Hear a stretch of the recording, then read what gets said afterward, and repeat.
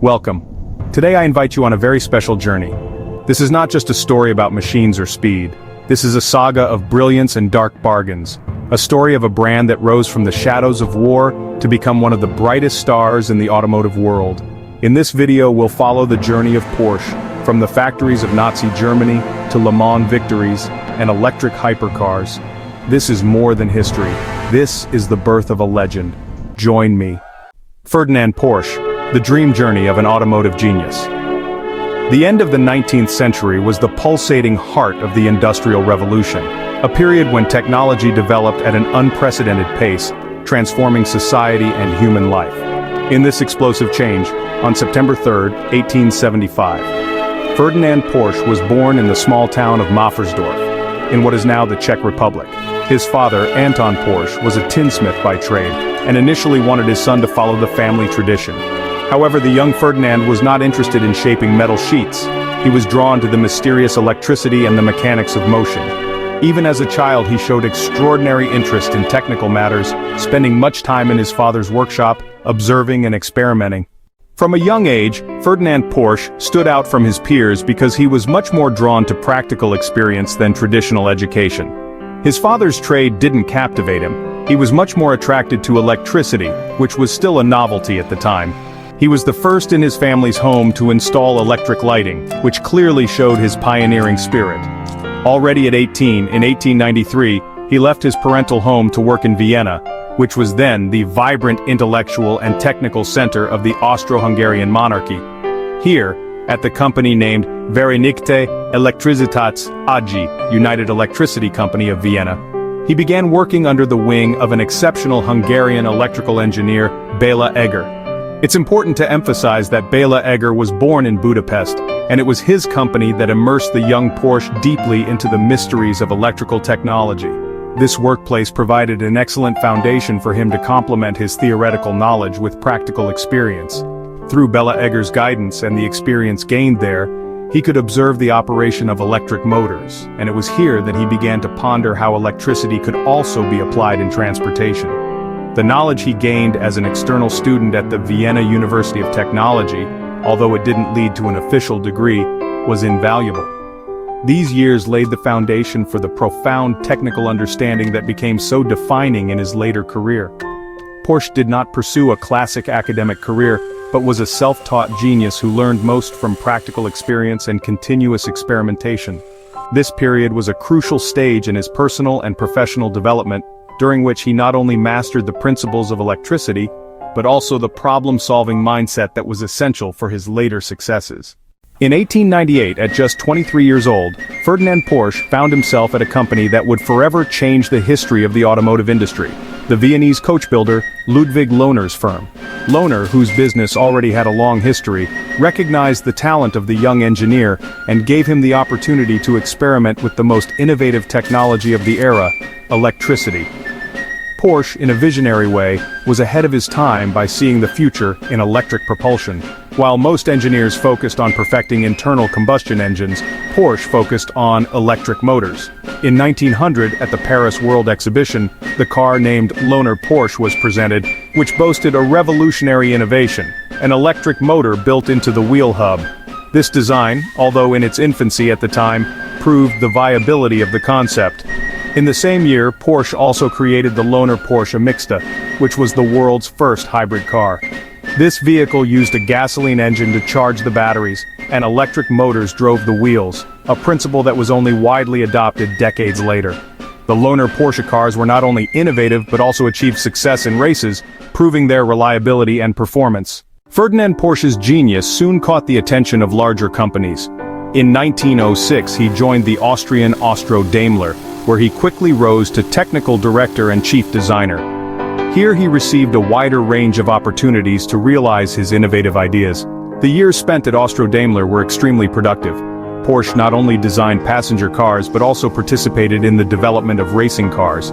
The Austro-Daimler Prince Henry models, designed by Porsche, achieved outstanding successes in the prestigious races of the era, demonstrating the vehicle's speed, reliability, and engineering precision.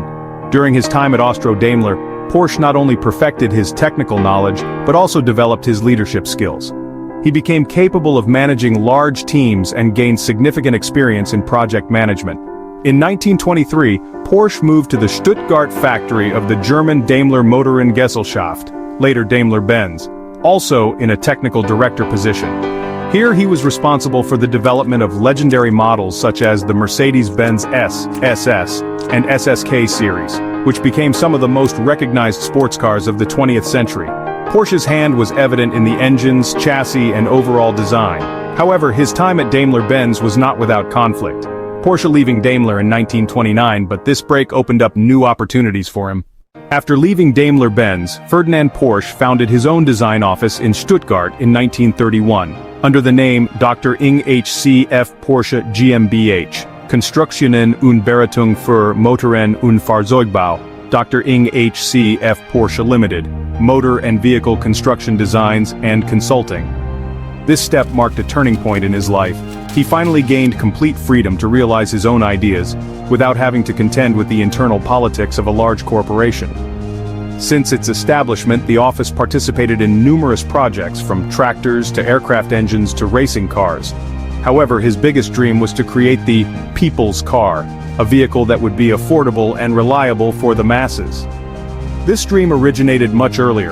It had already occurred to him at Daimler-Benz, but it did not find a hearing there.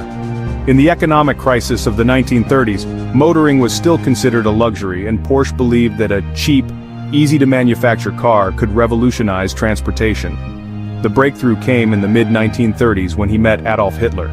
Hitler, who himself was passionate about motoring, supported the idea of the people's car and saw in it a symbol of German industrial might and national greatness. With the political and economic support of the Nazi regime, the Kraft durch Freude Wagen, Strength Through Joy car project was launched, from which the Volkswagen Beetle later emerged. Porsche was tasked with designing a car that could carry 4 adults at 100 kilometers per h, with fuel consumption not exceeding 7 liters per 100 kilometers. During the design process, Porsche applied numerous innovative solutions, such as the air-cooled rear engine, independent suspension, and a simple but robust body. With the outbreak of World War II, Ferdinand Porsche and his design office were fully put at the service of the German war machine. The Volkswagen factory, originally intended for the production of the people's car, switched to the production of military vehicles. Porsche's genius and engineering knowledge were directed towards the design of various combat vehicles. Among the most famous creations of this period are the Kübelwagen and the Schwimmwagen, which were built on the foundations of the Beetle but adapted to wartime conditions. These light, versatile vehicles were extremely reliable and greatly contributed to the mobility of the German army. However, Porsche also participated in the development of much larger and more destructive weapons. He played a significant role in the design of the Elephant Ferdinand heavy tank destroyer, as well as the Maus super heavy tank. These projects required the most advanced technology of the time, and the engineering challenges were enormous. The Maus, for example, was the heaviest tank ever built, although it was never deployed. Porsche also participated in the development of the chassis for the Tiger I and Tiger II tanks, which became some of the most formidable weapons of the war. After the devastation of World War II, Germany lay in ruins, and Ferdinand Porsche was in prison. It was then that his son, Ferry Porsche, took the initiative, carrying on his father's legacy and vision. Ferry, who inherited his father's engineering genius and passion for cars, decided to rebuild the family business and realize his father's dream of his own sports car brand. In his father's absence, Ferry moved the design office to the small Austrian town of Gmünd, where, despite initial difficulties, they managed to get back on their feet. It was during this period in 1948 that the first true Porsche sports car, the Porsche 356, was born. This model was fundamentally built on the technical foundations of the Volkswagen Beetle, but underwent significant modifications to become a light, agile, and sporty vehicle. The 356 prototype, named Number 1, was the first car to bear the Porsche name, marking the beginning of a new era in the brand's history. Ferdinand Porsche, after being released from prison in 1947, could look upon the fruits of his son's labor. He saw that Ferry had not only saved the family business, but had also created a new, successful brand. Although his health deteriorated, he still participated in the company's advisory board and helped his son with advice. The Porsche 356 was the last car Ferdinand Porsche saw in his lifetime that bore his name before he passed away in 1951. The 356 was not just a car but a symbol of perseverance, rebuilding, and a father-son legacy that created one of the world's most famous sports car brands. After Ferdinand Porsche's death, his son, Ferry Porsche, took over the leadership of the company and, continuing his father's vision, built the present-day Porsche AG. Under Ferry's guidance, the company continued to develop, and the Porsche brand name became synonymous with performance, quality, and engineering excellence. The Porsche 911, introduced in 1963, became the company's iconic model and remains one of the most recognized sports cars in the world to this day.